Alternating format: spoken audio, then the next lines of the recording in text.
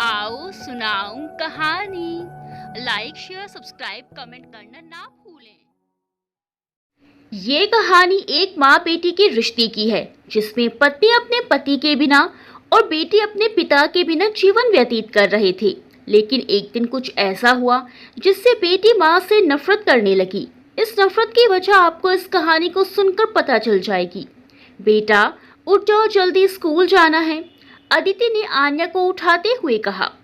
आन्या उठने को तैयार नहीं थी। अदिति ने प्यार से उसका सर सहलाया। दिन पर दिन बच्ची बनती जा रही है। इस साल बोर्ड के एग्जाम हैं, पर इसमें जरा गंभीरता नहीं। जितनी बड़ी हो रही है उतनी ही जिद्दी होती जा रही है और मन के चलाने लगी है। जब से रितेश गए थे, अदिति की जिम्मेदारी दुगनी नहीं चौगुनी हो गई थी। उनके होते अदिति को कभी महसूस नहीं हुआ कि उनकी बेटी भी है। वो इतना ख्याल रखते थे। आन्या पर उनकी मौत का बहुत गहरा असर पड़ा। उनके जाने के बाद बहुत चिड़चिड़ी हो गई थी। वो बात बात पर जिद करती और अपनी बात मनवा के ही मानती।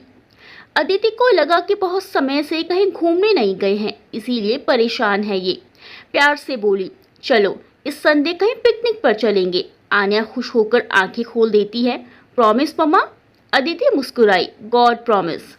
आन्या जल्दी से उठकर तैयार होने लगी। अदिति रिलैक्स हो गई और अपने स्कूल जाने को जल्दी जल्दी तैयार होने लगी। जानती थी कि आज फिर देर हो गई तो प्रिंसिपल रेड मार्क कर देंगे। जल्दी में आज भी अदिति ब्रेकफास्ट करना भूल गई थी। थर्ड पीरियड फ्री था उसका और वो कैंटीन में पहुंच गई अपना टिफिन लेकर। प्लीज एक कड़क कॉफी लाओ, कहकर वो उसे दोनों हाथों से दबाती हुई कुर्सी पर औंधे मुंह लेट सी गई और आंखें बंद कर ली। Miss Verma, are you okay? किसी की आवाज ने उसने चौंक के आंखें खोली तो सामने नए आए योगा टीचर अखिल सर खड़े थे। अदिति झेप सी गई। एब्सोल्युटली सर, वो बोली। अखिल उसके पास कुर्सी खींच के बैठ गए। कुछ परेशान लग रही हैं आज, वो बोले तो अदिति ने बहाना बनाया। नहीं नहीं, ऐसा कुछ नहीं। अदिति खूब समझती थी कि अखिल सर बिना बात ही उससे फ्री होना चाहते हैं, पर वो तो किसी के साथ हंसना बोलना भी नहीं चाहती। रितेश के बाद वो खुद में ही सिमटती चली जा रही थी। अखिल को उससे विशेष लगाव सा होने लगा था। उसे लगता ये क्यों नहीं थोड़ा हंसती मुस्कुराती, इतनी छोटी उम्र में इतनी संजीदगी। पर अदिति कभी भी उससे काम से ज्यादा ना बोलती। आज अचानक अदिति ने जब उससे पूछा, सर संडे को हम कई टीचर सपरिवार पिकनिक पर जा रहे हैं, क्या आप चलेंगे? अखिल को अपने कानों पर विश्वास नहीं हुआ। वो चहक के बोला, why not, I am always with you. लेकिन मैं तो अकेला हूँ, मेरे परिवार के नाम पर तो कोई नहीं यहाँ। अदिति चौंकी, लेकिन अब क्या कहती, इसीलिए पास संभालती हुई बोली, कोई बात नहीं, आपको कुछ बना के नहीं लाना है, खुद ही आ जाना बस। अखिल हंसा, ऐसी बात नहीं, मैं बहुत बढ़िया कुकिंग करता हूँ, उसी दिन दिखाऊंगा अपना जौहर। तभी बेल हो गई और दोनों अपने पीरियड के लिए चल दिए। चौकी धानी घूमने गए थे वो लोग। सोनीपत में बनी चौकी धानी राजस्थानी संस्कृति और विरासत को समेटे बहुत खूबसूरत जगह है, जहां Kalbelia dance, elephant rides, typical Rajasthani व्यंजनों का आनंद लेना खुद में बहुत प्यारा एहसास होता है। अदिति खुश थी कि आन्या सबके साथ घुल मिल गई थी और बहुत ज्यादा एंजॉय कर रही थी। मिसेस शर्मा के दो छोटे बच्चे और आन्या हर वक्त साथ थे। आन्या उनसे बड़ी थी तो बड़े प्यार से उनकी देखरेख कर रही थी। ये देख अदिति को बहुत अच्छा लग रहा था। हालांकि वहां खाना मिल ही जाना था, इसीलिए सब अपने साथ कुछ मीठा बना के लाए थे। अखिल सर के बेसन के लड्डू का स्वाद सबको बहुत भाया। मिसेस बंसल, वाह अखिल सर, क्या जादू है इन लड्डुओं में, मजा आ गया। मेरे मिस्टर यहाँ होते तो एक ना छोड़ते। अखिल, मैं फिर बना के उनके लिए जल्दी लाऊंगा। अदिति, लेकिन आपने ये बनाने किससे सीखे? अखिल, आपने हमारे हुनर अभी देखे ही कहाँ है मैडम। एक बात और जो अदिति ने नोटिस की कि आन्या अखिल के साथ बहुत खुश थी। इतनी खुश पहले शायद वो अपने पापा के साथ ही दिखी थी। वो भी सभी बच्चों को बहुत प्यार से हर चीज के बारे में बता रहे थे। सभी ने उस दिन खूब एंजॉय किया। अखिल और आन्या की पक्की दोस्ती हो गई थी और आन्या उससे प्रॉमिस दे रही थी कि वो उसके साथ बैडमिंटन खेलने उसके घर जल्दी आएंगे। आन्या बैडमिंटन की बहुत अच्छी प्लेयर थी और कई इनाम शील्ड जीत चुकी थी। अदिति को बस एक ही बात का संतोष था कि बहुत दिनों बाद आज वो खुल के हंसी खेली नहीं थी तो चुप चिड़चिड़ी सी रहने लगी थी। कुछ ही दिन बाद एक शाम को अखिल सर उनके घर आए तो वो चौंक गई। तो मुस्कुराते हुए वो बोले, हम हमारी नन्ही दोस्त के मेहमान हैं, आपने तो कभी बुलाया नहीं हमें। आन्या बहुत खुश थी उनके आने से। दोनों ने जमकर बैडमिंटन खेला। अखिल ने उसे बहुत से बढ़िया टिप्स दिए खेलने की और आन्या की खुशी का ठिकाना न था कि वो अपने स्कूल में होने वाले टूर्नामेंट में और बढ़िया तैयारी से खेलेगी। अब वाकई में उनके खेलने में बहुत सुधार आ गया था। वो अखिल को फोन कर बता रही थी कि उसकी टीम टूर्नामेंट जीत गई है। आन्या, अंकल एक खुशखबरी है, हमारी टीम विजेता ट्रॉफी ले आई। अखिल, कांग्रेट्स, यू डिजर्व इट बेटा। आन्या, आपकी टिप्स काम कर गई। अखिल, हमारे साथ रहोगी तो मौज करोगी। दोनों खिलखिलाते हैं। अदिति आती है कमरे में, किससे हंस हंस के बातें हो रही हैं फोन पर। आन्या डार्लिंग। अखिल अंकल से ममा। आन्या चहकी। पल भर को अदिति को अच्छा लगा पर वो किसी गहरी सोच में डूब गई। आज स्कूल में वार्षिकोत्सव का फंक्शन चल रहा था। अदिति अब हमेशा अखिल से बचने लगी थी। अखिल को समझ नहीं आ रहा था कि जब से वो आन्या से खुल मिल गया है अदिति रिजर्व होती जा रही थी। आखिर क्यों? उस दिन दोनों को ही स्कूल में अवार्ड सर्टिफिकेट लिखने का काम साथ में करना पड़ा। अखिल ने धीमे स्वर में अदिति से पूछा, मुझसे कुछ गलती हुई है अदिति मैम? नहीं तो। अदिति हड़बड़ा गई। आप ऐसा क्यों कर रहे हैं?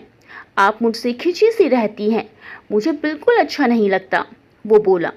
अदिति चुप रही पर उसकी आंखों से दो बूंदे आंसू की टपक गई जो उसके लाख छिपाने पर भी अखिल ने देख लिए। आप रो रही हैं? उसकी आवाज की तड़प अदिति ने महसूस की। वो बोली, एक स्त्री जो अपने पति के बिना अपनी बढ़ती बच्ची को पालती है, उसकी सैकड़ों जिज्ञासाओं को शांत करती है, उसका दर्द आप नहीं समझेंगे सर। अखिल बोला, अगर ना समझता होता तो हम यहाँ बात ना कर रहे होते। आप कितनी अच्छी हैं, आपके दुख से मेरा दिल द्रवित हो उठता है। मैंने भी अकेलेपन का दंश बहुत झेला है और झेल रहा हूँ, इसीलिए मैं आपका दर्द महसूस कर सकता हूँ। अदिति, आन्या सारा दिन मुझे अजीब प्रश्न पूछती है। इस उम्र के बच्ची की आधी अधूरी नॉलेज बहुत खतरनाक होती है सर। अखिल, आप उसे ज़्यादा से ज़्यादा लोगों से मिलने दें क्योंकि बच्चा अपने अनुभवों से बहुत कुछ सीखता है। अदिति सहमति में सर हिलाती है। अखिल मजाक करता है तो आज आऊँ आपके घर डिनर पे? अदिति, कुछ भी। दोनों हंसने लगते हैं। अब धीरे धीरे अदिति अखिल से खुलने लगी थी। वो भी उनके घर आता। वो तीनों कभी चेस लूडो खेलते। आन्या उससे फिजिक्स भी पढ़ती कभी कभी। आन्या, अंकल जब आपकी फिजिक्स इतनी अच्छी है तो आप योगा टीचर क्यों बने भला? अखिल हंसता, अरे बेटा ये जॉब तो मजबूरी में करनी पड़ी। बाकी? आन्या, बाकी क्या? अखिल, छोड़ो भी, तुम आम खाओ, गुठली क्यों गिनती हो? अब हालात ये थी कि अखिल एक दिन ना आए तो आन्या बेसब्री से उसका इंतजार करती। किसी एक ऐसे ही दिन अखिल ने अदिति के सामने अपना प्रणय प्रस्ताव रख दिया। अखिल, अदिति, मैंने महसूस किया है कि तुम भी मुझे वैसे ही पसंद करती हो जैसे मैं तुम्हें। अदिति छिपाना चाहती है पर अखिल उसे रोक देता है। ना, दाई से पेट और डॉक्टर से हाल नहीं छिपाते। नजरें ही नजरों में दोनों शरारत में हंसते हैं। अखिल उसका हाथ अपने हाथ में ले लेता है। क्यों घबराती हो इतना? किससे डरती हो? समाज से? अदिति, मैं समाज से नहीं डरती। जब मैं अकेली थी इस समाज ने, यहाँ तक कि ना मेरे मायके वालों ने न ससुराल वालों ने मेरी सहायता की। मैंने खुद अपनी बच्ची और खुद को संभाला। अखिल, फिर कौन है जो तुम्हें मेरे पास आने से रोक रहा है? अदिति फुसफुसाई, मेरा डर। मुझे डर है कि आन्या अपने पापा की जगह जिंदगी में किसी को कभी नहीं देगी। अखिल, बिल्कुल गलत सोच रही हो तुम। वो मुझसे बहुत प्यार करने लगी है, मेरे बिना बेचैन हो जाती है। अदिति, वो अलग बात है, लेकिन जब बात आपकी मुझे शेयर करने की आएगी तो वो इसकी इजाज़त नहीं देगी, मैं जानती हूँ। आखिर माँ हूँ उसकी। अखिल, तुम बेवजह चिंता कर रही हो, उसका दिल टटोल कर देखो। मुझसे कई बार कह चुकी है कि अंकल आप हमारे साथ रहो ना, कितना मजा आएगा। अदिति आंख मूंद लेती है और गहन चिंतन में खो जाती है। वो अखिल को नाउम्मीद नहीं करना चाहती थी, पर वो जानती थी कि उसकी नन्ही बेटी कैसे अपने साथ की सहेलियों की मम्मी की बात उसे बताती थी, जिन्होंने दूसरी शादी कर ली थी। तो उसकी बेटी दुखी रहती थी। अखिल उसे प्यार से समझा रहा था कि तुम एक बार कोशिश जरूर करना, जल्दी, और वो होले से सिर हिला रही थी। अदिति समझ नहीं पा रही थी कि आन्या को कैसे बताए कि अखिल और उसके मन में क्या चल रहा है। कहीं थोड़ा खुश रहना सीखने वाली उसकी बेटी ये सुनकर शॉक्ड तो नहीं हो जाएगी? कहीं वो अपनी माँ को स्वार्थी तो नहीं समझेगी? कहीं उसे ऐसा तो नहीं लगेगा कि मैंने उसकी और उसके पापा के साथ कोई धोखा कर दिया है? वो सारे सारे दिन खुद से लड़ती। उसके अंदर से आवाज आती कि ये तेरा वहम है अदिति, ऐसा कुछ भी नहीं होगा, बल्कि आन्या तो बहुत खुश होगी, उसे फिर से पापा का प्यार जो मिल जाएगा। लेकिन एक दूसरी अदिति थी जो डर जाती कि कहीं उसकी बेटी उसे गलत ना समझ ले। उस दिन अखिल ने फिर उससे वादा लिया कि आज वो हर हालत में आन्या से बात कर लेगी। उसने अदिति को ये भी नहीं कहा कि वो खुद ही उससे बात कर लेगा।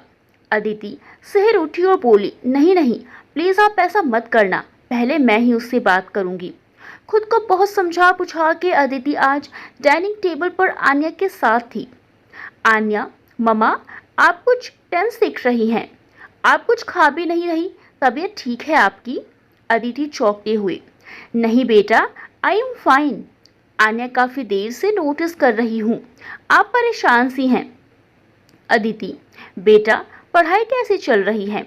आन्या, अरे मैं आपको बताना भूल गई, मेरे फिजिक्स में हाईएस्ट मार्क्स आए हैं, अखिल अंकल ने बहुत अच्छा पढ़ाया मुझे। अदिति को जैसे सूत्र मिल गया बात करने का। उसने झट उसे पकड़ लिया। ये अखिल सर तुझे कैसे लगते हैं बेटा? आन्या, ये कैसा सवाल है माँ, वो तो अच्छे ही हैं। अदिति, क्या इतने अच्छे हैं कि हमेशा हमारे साथ रह सकें? आन्या, पर ये कैसे संभव होगा माँ? अदिति ने सारी हिम्मत बटोर के कह ही दिया कि अगर हम दोनों शादी कर लें तो। आन्या इस बात के लिए बिल्कुल तैयार ना थी। क्या क्या कह रही हैं आप? आपने सोचा भी कैसे कि मैं उन्हें अपने पापा की जगह स्वीकार करूंगी? उत्तेजित हो गई आन्या, उसकी सांस फूल गई। अदिति उसकी ये हालत देखकर घबरा गई। उसने झट से पानी पिलाया और बोली, ठीक है बेटा, जैसा तुम चाहोगी वैसा ही होगा, मैंने तो यूं ही कह दिया था। बड़ी मुश्किल से आन्या सामान्य हो पाई, पर कुछ दिनों दोनों माँ बेटी में एक दीवार से खिंच गई। अदिति की हिम्मत ना थी कि वो आन्या से आंख मिलाए। उधर आन्या ढेरों सवाल आंखों में भरे माँ को निहारती रहती। एक दिन अखिल बिन बुलाए ही उनके घर आ पहुंचे। वो परेशान थे कि दोनों ही ना तो उसका फोन उठा रही थी ना स्कूल जा रही थी। अखिल, और हमारे प्रिंसेस आन्या का क्या हाल है? सुना है बहुत बढ़िया मार्क्स आए हैं। आन्या, थैंक यू अंकल, रूखा सा जवाब देकर चुप हो गई। अदिति ने चाय लाकर रख दी थी। तब तक सब चुप थे। अखिल समझ रहा था कि कोई विस्फोट हो चुका है, लेकिन अदिति उससे बात करने को तैयार न थी। वो उससे नजरें चुरा रही थी। वो ही हाल आन्या का भी था। अखिल समझ गया था कि वो दोनों उसे अवॉइड कर रही हैं। वो भी उदास मन उठकर चुपचाप वहां से चल दिया। अखिल ने बहुत कोशिश की, लेकिन अदिति बिल्कुल अजनबी हो गई थी उसके लिए। इतना परायापन अखिल बर्दाश्त नहीं कर पा रहा था। एक दिन उसे लाइब्रेरी में अकेला देख रोक ही लिया। क्या मुझे बताओगी कि मेरी खता क्या है? वो मायूस हो अदिति से बोला। मैंने आपको पहले ही कहा था कि मैं आन्या की मर्जी के खिलाफ नहीं जाऊंगी, वो बोली। तो ये तरीका है इस बात को बताने का? दोनों ने रातों रात मुझे अपराधी बना दिया। मेरी यही गलती है ना कि मैंने तुमसे प्यार किया। मैं तुम्हारी बेटी की जिंदगी संवारना चाहता था, पर तुम तो कुछ समझने को तैयार नहीं। अदिति, प्लीज़ मुझे गलत ना समझें, मैं मेरी बेटी की मर्जी के खिलाफ सोच भी नहीं सकती। मेरे पति के प्यार की निशानी है, वो मेरी जान है। वो गलत सही कुछ भी कहेगी मैं उसे ही मानूंगी। जाने अनजाने में मुझसे गलती हुई, मैंने आपका दिल दुखाया, मुझे माफ़ कर दें। अखिल, कल को वो अपने पति के घर चली जाएगी, फिर आप क्या करेंगी, कभी सोचा है? अदिति, जो भगवान की मर्जी है हो जाने दीजिए, मेरे लिए भी कुछ तो इंतज़ाम किया होगा ना उन्होंने। अखिल उसकी ऐसी बातें सुनकर निरुत्तर रह गया। उसने भी स्थिति को हालातों के हवाले कर दिया था।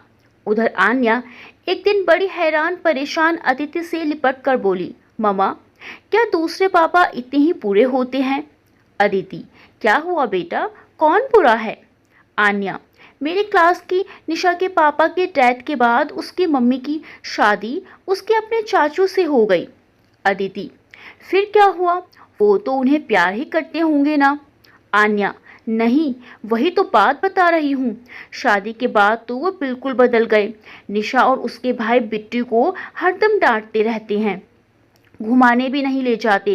ये दूसरे पापा बहुत गंदे होते हैं। चलो तुम सो जाओ, आओ मैं तुम्हारे बाल बना दूं। फिर जल्दी सो, कल सुबह जल्दी उठना भी है। आन्या उसकी गोद में सर रखकर सो गई। अदिति भी एक बार फिर अपने निश्चय पर दृढ़ हुई कि उसने जो सोचा था वो ठीक ही था। समय गुजरता जा रहा था, आन्या बहुत बड़ी हो गई थी। अदिति ने अखिल से बिल्कुल किनारा कर लिया था। वो भी समझ चुका था कि उसका निर्णय अधिक है, पर वो अपने बच्चे के खिलाफ जाने का साहस नहीं करेगी कभी। आन्या भी अखिल वाले प्रकरण को लगभग भूल चुकी थी। कभी कभी अपनी माँ की उदासी को देखकर उसे दिल में हुक सी उठती थी। एक मशीन की तरह काम करती थी वो। मुस्कुराए हुए काफी समय बीत जाता था।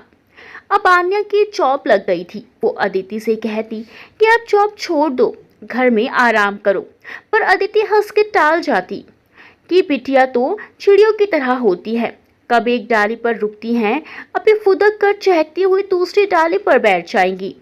आन्या की शादी उसके ही कलीग संग तय हो गई थी और शादी के बाद दोनों ही सिडनी जाने वाले थे। जब से आन्या को ये बात क्लियर हुई थी, वो हर संभव कोशिश से अदिति को मना रही थी कि आप मेरे साथ चलना, पर अदिति इस बात को बिल्कुल राजी नहीं थी। भले ही हम कितने भी आधुनिक क्यों ना हो जाएं, पर एक बेटी की शादी के बाद उसके घर रहना, और वो भी 7 समंदर पार जाकर, मतलब ही नहीं। अदिति को इस घर से प्यार भी था, रितेश की यादें बसी थी इस घर में, फिर इतने लंबे समय से जहाँ रह रही थी उसकी आदत हो चली थी। आन्या को अक्सर अब याद आता कि उसने उस समय अपनी माँ का प्रस्ताव क्यों नहीं माना, जब वो अखिल अंकल से शादी करना चाह रही थी। यहाँ इंडिया में उसकी माँ के दूर के रिश्तेदार के अलावा कोई भी न था। ऐसे में माँ को अकेला छोड़ना उसे किसी भी दृष्टि से सही नहीं लग रहा था। अब उसे बहुत पछतावा हो रहा था, लेकिन वो इसका प्रायश्चित करना चाहती थी। उसने माँ के स्कूल जाकर पता किया तो अखिल ने तभी ट्रांसफर करा लिया था। कहाँ गए कोई नहीं जानता। आन्या बहुत निराश हो गई थी। फिर इस बात की क्या गारंटी थी कि वो अभी भी अकेले ही होंगे। आन्या को दिन पर दिन एक गिल्ट खाए जा रहा था। उसने ये क्या बचपना कर दिया, वो इतनी स्वार्थी कैसे हो गई। उसकी माँ ने सिर्फ और सिर्फ उसकी खुशी के लिए अपनी सारी जिंदगी दांव पर लगा दी, और उसने क्या किया? कल को उसके भी औलाद होगी, क्या वो इस तरह त्याग कर पाएगी? शायद नहीं। चलो वो तो अभी दूर की बात है। वो अपनी माँ के प्रति क्या फर्ज निभा रही है इस समय। माँ की भी बात सही लग रही थी। वो दोनों सुबह से रात तक नौकरी चले जाएंगे। वो अनजान देश शहर में अनजान लोगों के बीच कैसे रहेंगी? कल आन्या की शादी थी। अदिति बहुत उदास थी। हालांकि दौड़ भाग पूरी कर रही थी, पर मन ही मन सहम उठती जब अपने अकेलेपन का सोचती। फिर अपने विचारों को झटक देती और सोचती, मैंने क्या स्पेशल किया? सभी करते हैं ऐसा। अब मेरा हमसफर साथ नहीं तो इस पे मेरी बच्ची का क्या कसूर? बस अब तो यही ख्वाहिश है कि वो जहाँ रहे खुश और संतुष्ट रहे। उसे दिवेश अपने होने वाले दामाद पर पूरा भरोसा था कि वो उसकी लाडली का पूरा ध्यान रखेंगे। आन्या की किलकारी जैसी आवाज ने उसे चौंका दिया। वो बोली, तेरा बचपना नहीं गया अभी, डरा दिया मुझे। आन्या, जल्दी चलो माँ, तैयार हो जाओ। अदिति, पर चलना कहाँ है? कल तेरी शादी है, इतने काम पड़े हैं। आन्या, वो सीक्रेट है, बस जो मैं कहती जाऊं बिना विरोध करती जाओ मम्मा। अदिति प्यार से उसे देखती है। ये लड़की भी बिल्कुल पागल है। कल मुझसे दूर चली जाएगी, फिर कितना याद आएगी। उसकी आंखें डबडबा आई। आन्या, लो ये जोड़ा पहन लो। अदिति, कल के लिए बनाए कपड़े आज क्यों पहनवा रही है? फिर कल? आन्या प्रश्न बहुत पूछती हैं, क्या मेरे कहने से ये भी नहीं कर सकती? अदिति, ब्लैकमेलर, आती हूँ पहन के। Anya, that's a good girl. थोड़ी देर बाद दोनों की गाड़ी एक छोटे से शिव मंदिर के सामने थी। अदिति समझी कि इसने कोई मन्नत मांगी होगी, इसीलिए लाई है मुझे यहाँ। लेकिन मंदिर में घुसते ही एक तरफ जो उसे दिखा, सहसा वो विश्वास न कर पाई। उसके होश उड़ गए, आंखें फटी की फटी रह गई। अखिल, आप यहाँ कैसे? कहते कहते जैसे वो कुछ समझी, कुछ नहीं समझी। अखिल भी अदिति को प्यार भरी नजरों से निहारते रहे। अदिति ने आंखों में सवाल लिए आन्या को देखा, जो मुस्कुरा रही थी और दोनों हाथों से कान पकड़ के उससे माफी मांग रही थी। तो तेरा मतलब है आज मैं यहाँ इनसे? अदिति फुसफुसाई। आन्या ने दोनों का हाथ पकड़ा और पंडित जी से कहा कि विवाह संस्कार शुरू करें। उसने सारी तैयारी कर रखी थी, कुछ दोस्त बुला रखे थे। अदिति के दिमाग में सैकड़ों प्रश्न कुल बुला रहे थे। इसे अखिल का एड्रेस कहाँ से मिला? आखिर इसे क्या हुआ? क्या अब ये करना ठीक है? अखिल आज तक उसका इंतजार कर रहा था। थोड़ी देर में उन दोनों की शादी की रस्म सादगी से संपन्न हुई।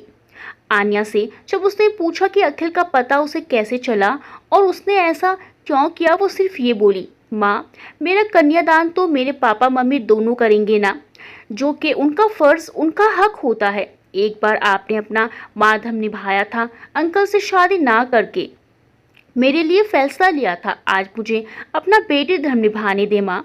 अपनी बेटी के इस बात से और इस धर्म से वो इतनी भावुक उठी कि फूट फूट कर रो पड़ी और आन्या को सीने से लगा लिया। आन्या भी रो पड़ी। फिर दोनों को अखिल ने चुप किया। अगले दिन धूमधाम से आन्या की शादी हुई, जिसमें उसके दोनों माता पिता ने उसका कन्यादान किया। अब आन्या निश्चिंत होकर अपनी माँ को अपने पिता के पास छोड़कर चली गई। दोस्तों, कहानी के बारे में अपने विचार कमेंट्स में बताएं। वीडियो को लाइक करना बिल्कुल ना भूलें। मिलते हैं अगली वीडियो में अच्छी सी कहानी के साथ। तब तक के लिए बाय बाय।